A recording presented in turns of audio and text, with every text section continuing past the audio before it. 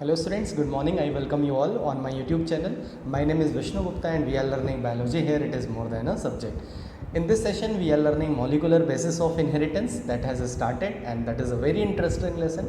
I have given you two sessions. One was only introduction, and in the second session I told you the structure of the DNA. What are the components of the DNA के कौन कौन से components होते हैं, like as you know that any nucleic acid, it may be DNA or RNA, that is polynucleotide chain. वो actually है क्या?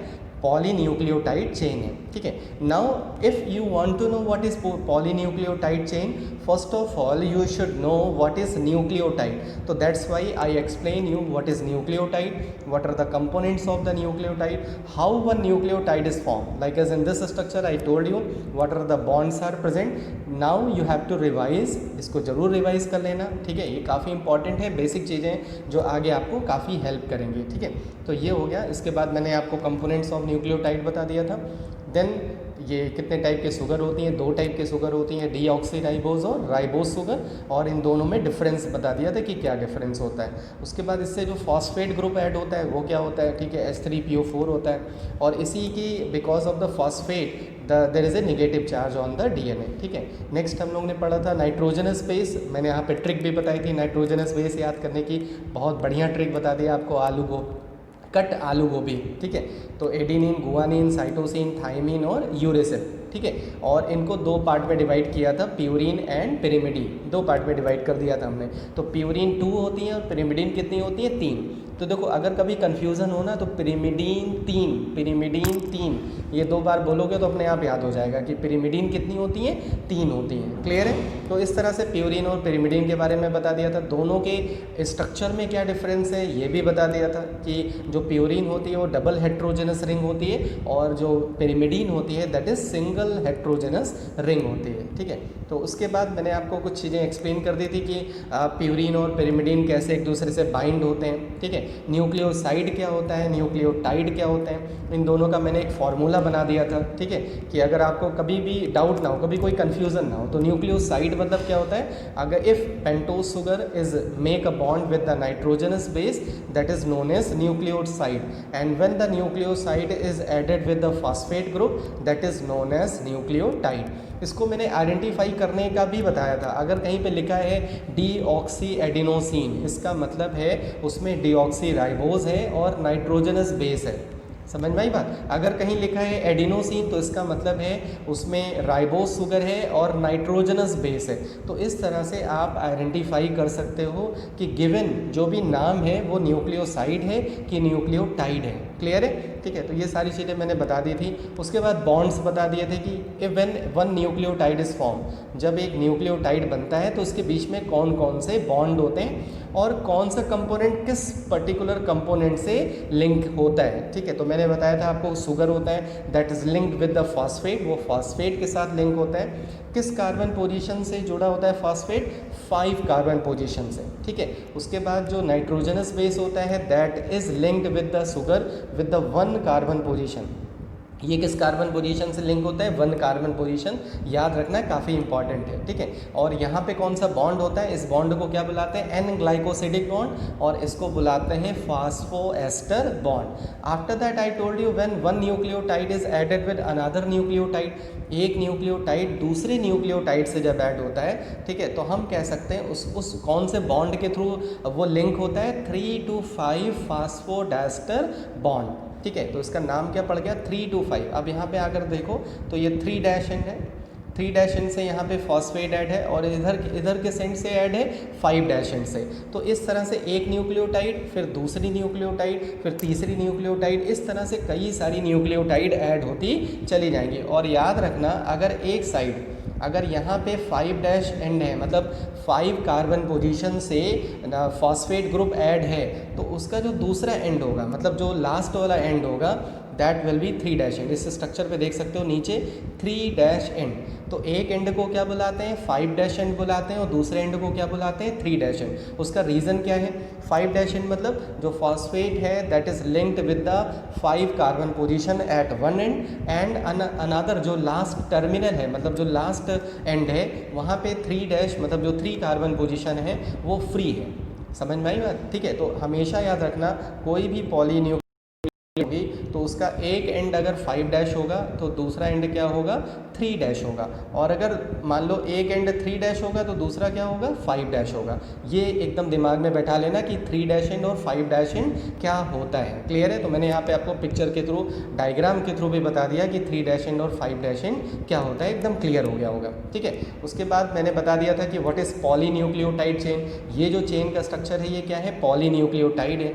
चाहे वो डीएनए हो चाहे वो आरएनए हो, both are chain of polynucleotide, मतलब दे आर पॉलीन्यूक्लियोटाइड। ठीक है, अब देख सकते हैं पॉलीन्यूक्लियोटाइड में एक एंड क्या है, 5 डैश, इसको 5 डैश एंड बुलाते हैं, और इसको क्या बुलाते हैं, 3 डैश एंड बुलाते हैं। How the phosphate and sugar make a backbone. कैसे फास्फेट और शुगर क्या बना रहे हैं, देखो बैकबोन बना रहे हैं, ये बैकबोन है। और जो ये इससे नाइट्रोजनस बेसेस ऐड हैं, ये इस तरह से नाइट्रोजनस बेसेस ऐड हैं, जो दूसरे जो न्यूक्लियोटाइड होगा, दूसरा जो पॉलीन्यूक्लियोटाइड होगा उससे ऐसे बॉन्ड बना लेगा। जैसे मैंने आपको लेडर का एग्जांपल लिया था कि जो लेडर होती है, ठीक है, उसके बीच में ऐसे ऐसे स्टिक्स लगी होते हैं, स्टॉक्स लगे होते हैं, तो ये जान लो एक पॉलीन्यूक्लियोटाइड चेन है और ये 2 पॉलीन्यूक्लियोटाइड चेन है। तो 2 पॉलीन्यूक्लियोटाइड चेन एक दूसरे से हाइड्रोजन बॉन्ड से लिंक्ड होती हैं। ठीक है, तो इसको भी मैंने बता दिया था, नेक्स्ट स्लाइड में देख सकते हैं।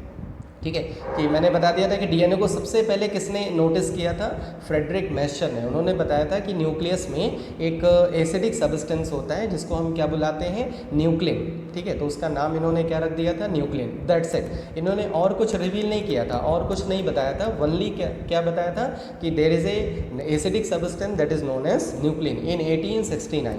अब नेक्स्ट आ जाओ, पहले मैंने बेस कॉम्प्लीमेंट्री रूल बता दिया था आपको, बेस कॉम्प्लीमेंट्री रूल फिर से बता दे रहा हूँ। अगर एडिनिन है तो एडिनिन हमेशा थाइमिन के साथ कितने हाइड्रोजन बॉन्ड से लिंक होगा, 2 हाइड्रोजन बॉन्ड से।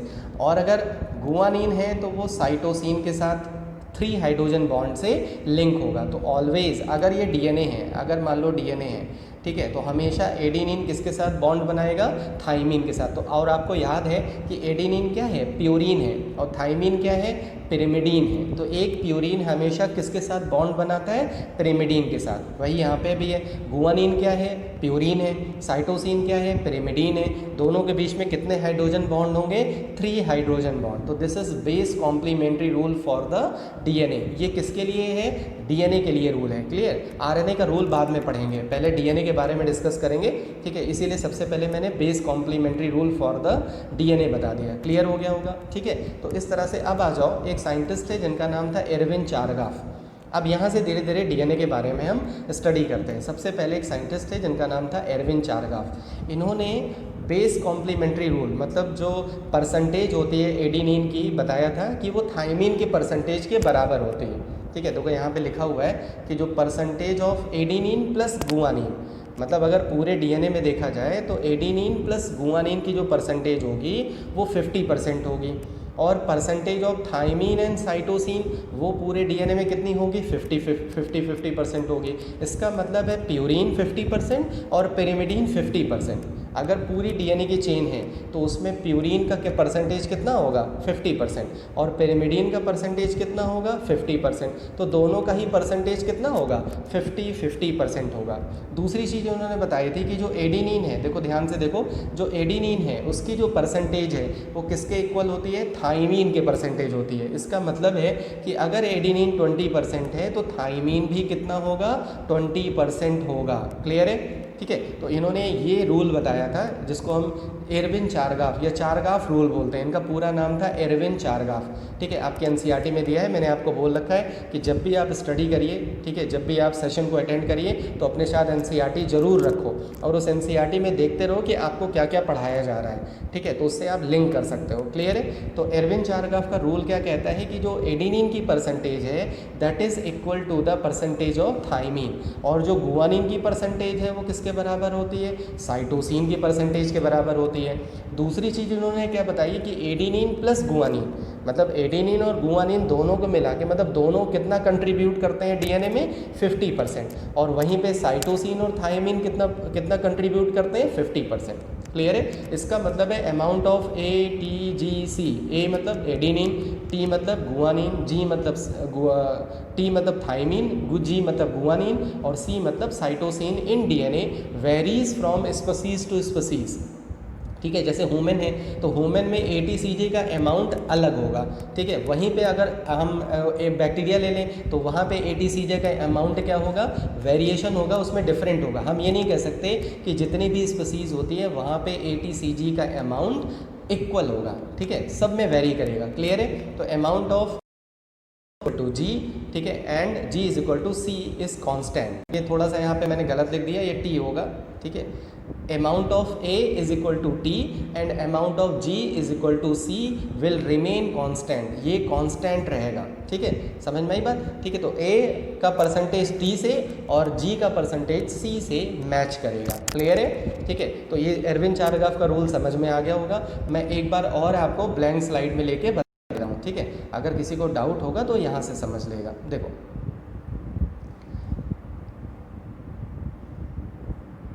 एरविन चारगाफ ने क्या बताया था कि जो एडिनिन है, ठीक है, एडिनिन की जो परसेंटेज है, percentage of adenine is equal to percentage of thymine.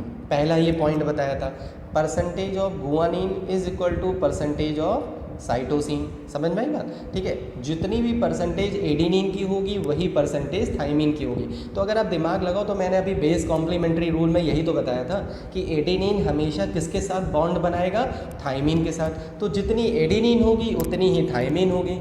कोई नई बात थोड़ा ना, इसमें बहुत ईजी है। और वही यहाँ पे भी बताया था कि जो गुआनिन है वो हमेशा किसके साथ बॉन्ड बनाता है, साइटोसिन के साथ। तो whatever the percentage of guanine will be there that will be of the cytosine, वो साइटोसिन की परसेंटेज हो जाएगी।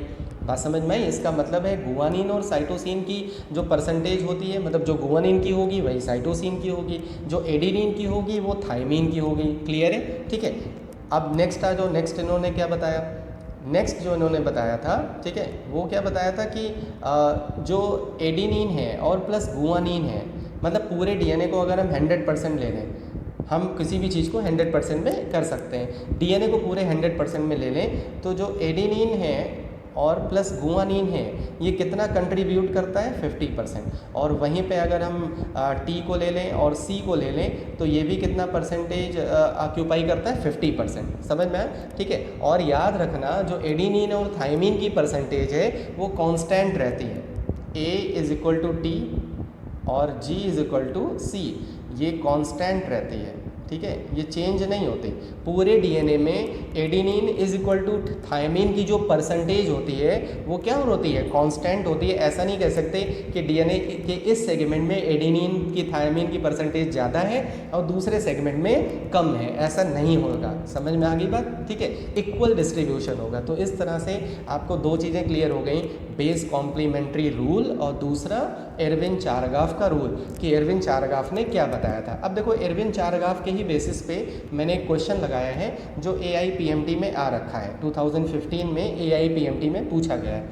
मैं इसको पढ़ के भी बता दे रहा हूँ, इसको आप सॉल्व करिएगा खुद से और कमेंट बॉक्स में लिखिएगा इसका आंसर। इन सी अर्चिन, सी अर्चिन मतलब एक ऑर्गेनिज्म हो गया, ठीक है, उससे आपको मतलब नहीं है। In sea urchin, sea urchin आपको याद होगा, तो सी अर्चिन सीलेंट्रेटा को बिलोंग करता है, 11th में आपने पढ़ रखा है। In sea urchin DNA which is double standard, उसमें जो DNA है वो डबल स्टैंडर्ड है। पहले से इसने क्लियर कर दिया कि जो DNA है वो डबल स्टैंडर्ड है। 17% of bases were shown to be cytosine, मतलब जो साइटोसिन है उसकी परसेंटेज कितनी है, 17% है। तो the percentage of other 3 basis, जो और 3 बेसिस हैं डीएनए में, तुम्हें पता है डीएनए में और कौन कौन से बेसिस होंगे, एडेनिन होगा, गुआनिन होगा और थाइमिन होगा। समझ में आया? साइटोसिन की तो परसेंटेज इसने बता दी। अब आप तीनों की परसेंटेज बताओ कि गुआनिन की कितनी परसेंटेज है, थाइमिन की कितनी परसेंटेज है और एडिनिन की कितनी परसेंटेज है, ये आपको कैलकुलेट करना है। ठीक है, इसको कैलकुलेट करके कमेंट बॉक्स में इसका आंसर ज़रूर लिखना। ठीक है, और नेक्स्ट क्लास में मैं इसका आंसर बताऊँगा। ठीक है, तो उससे मैच कर लेना। क्लियर है? और ये किसके पे बेस्ड है, एरविन चारगाफ के रूल पे।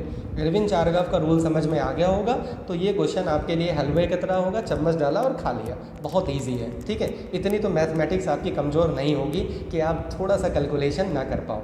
ठीक है, तो मैंने बता भी दिया कि इस तरह के कैसे क्वेश्चंस आ सकते हैं एरविन चारगाफ के रूल पे। तो आपको लग रहा होगा एरविन चारगाफ के रूल पे न्यूमेरिकल क्वेश्चंस भी पूछे जा सकते हैं। यस, ठीक है। और अगर देखा जाए 2018 में बोर्ड के पेपर में क्वेश्चन आया भी था, ठीक है, न्यूमेरिकल क्वेश्चन आया भी था। क्लियर है। तो इस चैप्टर में न्यूमेरिकल क्वेश्चन भी आपको मैं बताता रहूँगा कि कहाँ कहाँ से न्यूमेरिकल क्वेश्चंस पूछे जा सकते हैं। ठीक है, अब आगे बढ़ते हैं। चलो अब नेक्स्ट आ जाते हैं कि डीएनए का स्ट्रक्चर।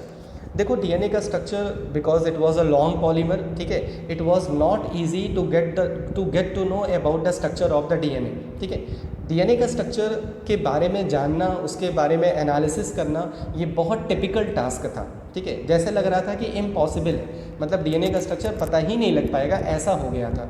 लेकिन 4 साइंटिस्ट ने बहुत ज़्यादा कंट्रीब्यूशन किया इसमें।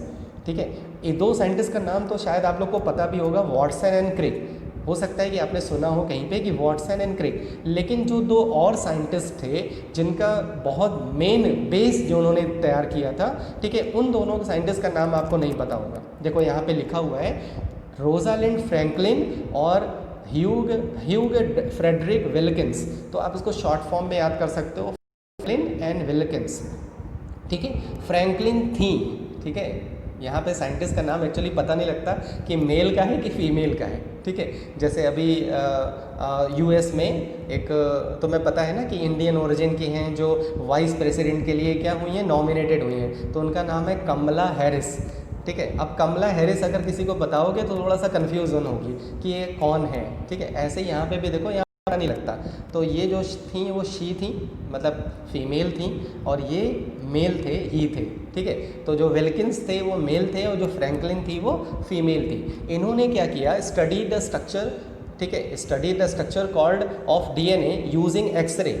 इन्होंने डीएनए की स्टडी की किसके हेल्प से, एक्सरे के हेल्प से। जैसे अगर आपको कोई फ्रैक्चर हो जाता है तो आपके फ्रैक्चर को डायग्नोसिस कैसे करता है डॉक्टर, एक्सरे करवा के। आपको कहता है जाओ भाई एक्सरे करवा लो, चेस्ट का एक्सरे करवा लो, हाथ का एक्सरे करा लो। तो आप जब कराने जाते हो तो एक्सरे उस पर पड़ती है और उसकी एक इमेज प्रोड्यूस कर देती है। सेम एज इन्होंने भी एक्सरे डिफ्रैक्शन किया था डीएनए का, और इन्होंने कुछ डेटा प्रोड्यूस किया था। ठीक है, इन्होंने डीएनए का स्ट्रक्चर नहीं बता पाए थे, लेकिन इन्होंने डेटा को प्रोड्यूस किया था। डेटा जो प्रोड्यूस किया उसी के बेसिस पे वाटसन एंड क्रिक ने डीएनए का डबल हेलिक्स मॉडल दिया था। ठीक है, कि डीएनए डबल हेलिक्स होता है, उसके फीचर बताए। ठीक है, उसके सैलिएंट फीचर उन्होंने सारी चीज़ें डिस्क्राइब की। क्लियर है। तो सबसे मेन कंट्रीब्यूशन किसका है डीएनए के स्ट्रक्चर को रिवील करने में, फाइंड आउट करने में, फ्रैंकलिन और विल्किंस था। ठीक है, तो लेडीज़ फर्स्ट, मैं फ्रैंकलिन बार बार बोल रहा हूँ तो जान लो लेडीज़ फर्स्ट है, फ्रैंकलिन एंड विल्किंस। ठीक है, अब आ जाता हूँ नेक्स्ट, इनकी पिक्चर भी मैंने लगा दी है, देख लो। फ्रैंकलिन, अब तुम्हें लग रहा होगा हाँ फ्रैंकलिन फीमेल है और जो विल्किंस है वो क्या है, मेल है। एक अनफॉर्चुनेट बात थी इनके साथ, ये अनलकी थी फ्रैंकलिन, इनकी डेथ 37 ईयर में ही हो गई थी।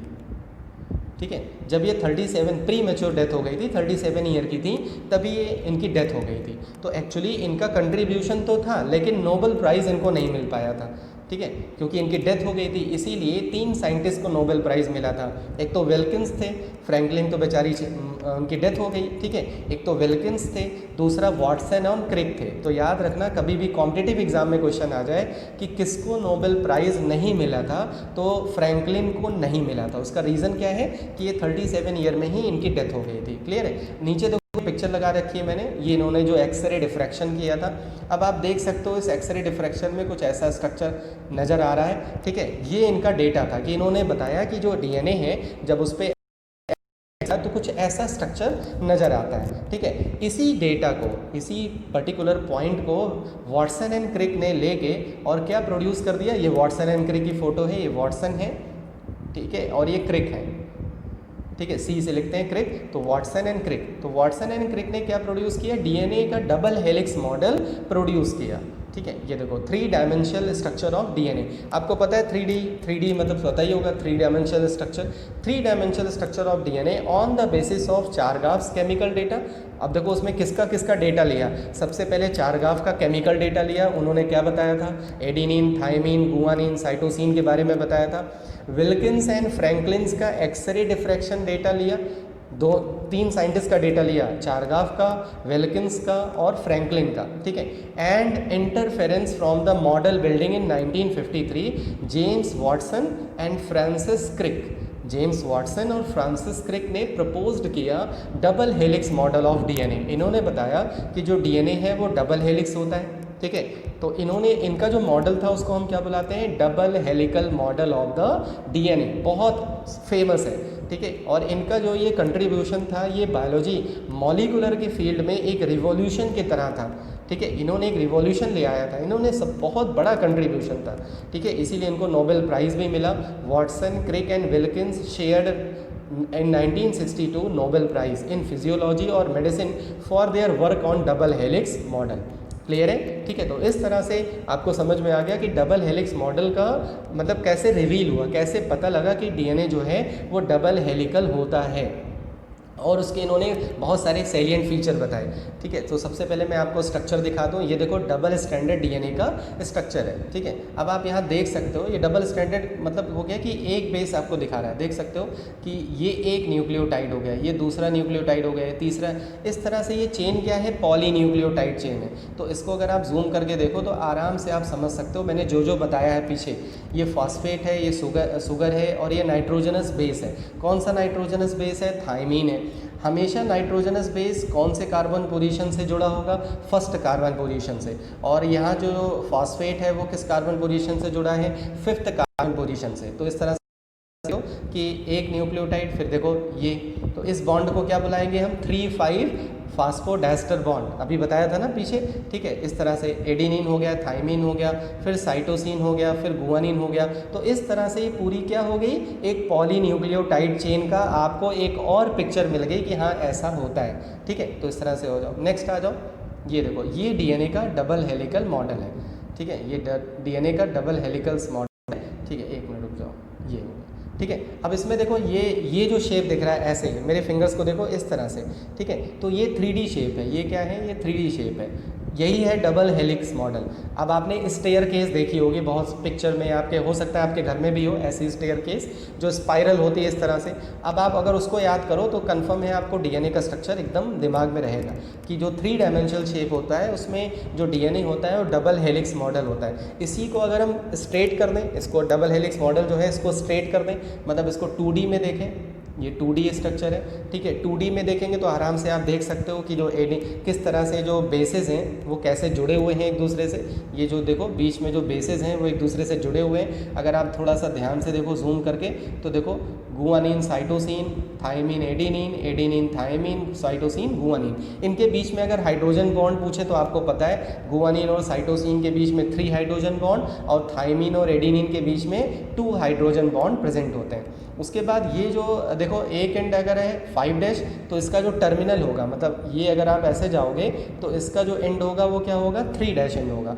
ये अगर 3 डैश एंड होगा तो ऐसे नीचे जाओगे तो नेक्स्ट एंड क्या होगा, 5 डैश एंड होगा। समझ में आया, ठीक है। तो ये मैंने पहले ही बता रखा है आपको कि 5 डैश एंड और 3 डैश एंड क्या होता है। इसको 5 प्राइम भी बुलाते हैं, कहीं कहीं इसको प्राइम भी बुलाते हैं, 5 prime to 3 prime, 3 prime to 5 prime. Clear है, ठीक है। तो एक चीज़ आपको समझ में आ गई कि किस तरह से डीएनए का स्ट्रक्चर होता है। डीएनए का डबल हेलिकल मॉडल किसने दिया, वाटसन एंड क्रिक ने दिया। किसके बेसिस पे दिया, 3 साइंटिस्ट ने जो डेटा प्रोड्यूस किया था, एरविन चारगाफ ने केमिकल डेटा, विल्किंस और फ्रैंकलिन ने क्या प्रोड्यूस किया था, एक्सरे डिफ्रैक्शन, उन्हीं के बेसिस पे उन्होंने ये मॉडल प्रोड्यूस किया। और ये मोस्ट एक्सेप्टेड मॉडल था, मतलब सब एक्सेप्ट हुआ, ये एक रियल मॉडल था, ठीक है। और इसके उन्होंने बहुत सारे सेलिएंट फीचर बताए, जो सेलिएंट फीचर हम नेक्स्ट क्लास में डिस्कस करेंगे, ठीक है। उन सेलिएंट फीचर को मैं नेक्स्ट क्लास में आपके साथ डिस्कस करूंगा, बहुत सारे फीचर्स बताऊंगा, ठीक है। और इंटरेस्टिंग है, आपको समझ में आ रहा होगा बहुत अच्छे से, क्योंकि विजुअल आप देख रहे हो, ठीक है। विजुअल चीज़ें देखते हैं तो बहुत अच्छे से समझ में आ जाती है। तो डीएनए का स्ट्रक्चर जो है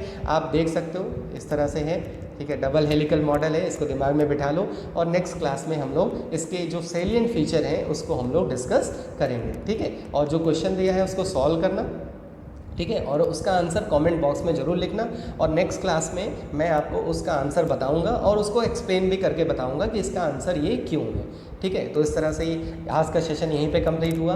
hope so that you understood well, बहुत अच्छे से समझ में आ रहा होगा। मैं स्टेप बाय स्टेप चल रहा हूँ और अकॉर्डिंग टू योर एनसीईआरटी चल रहा हूँ। आपके एनसीईआरटी में इधर उधर नहीं है। एनसीईआरटी में अगर आप पेजेस देखोगे तो जैसे जैसे मैं एक्सप्लेन कर रहा हूँ वैसे सेम एनसीईआरटी में भी दिया है, मतलब जैसे एनसीईआरटी में दिया है वैसे एक्सप्लेन कर रहा हूँ, ये कहने का मतलब ये है। तो आप एनसीईआरटी से मैच करके पढ़ सकते हो, ठीक है। और इसको रिवीजन जरूर करते रहना। जैसे आपने सुबह पढ़ लिया या दोपहर में पढ़ लिया, तो जब भी नेक्स्ट क्लास पढ़ने जा रहे हो उसके पहले, वैसे तो मैं रिवाइज़ करा देता हूँ, लेकिन आप भी थोड़ा सा रिवाइज़ करते रहोगे जिससे कनेक्टिविटी बनी रहेगी। क्लियर है? तो इस तरह से सेशन में कंप्लीट कर रहा हूँ। And stay at your home, stay fit, stay safe, बहुत ध्यान रखो अपना। और please press the like button पे जरूर प्रेस करना, मैक्सिमम शेयर करना कि जिसको मॉलिकुलर पढ़ना है, नीट का एग्ज़ाम बहुत पास है, ठीक है, जिनको रिवाइज़ करना है उनके लिए काफ़ी बेनिफिशियल हो सकता है, ठीक है। So stay at your home, stay fit. जय हिंद, जय Bharat, love you, good bye.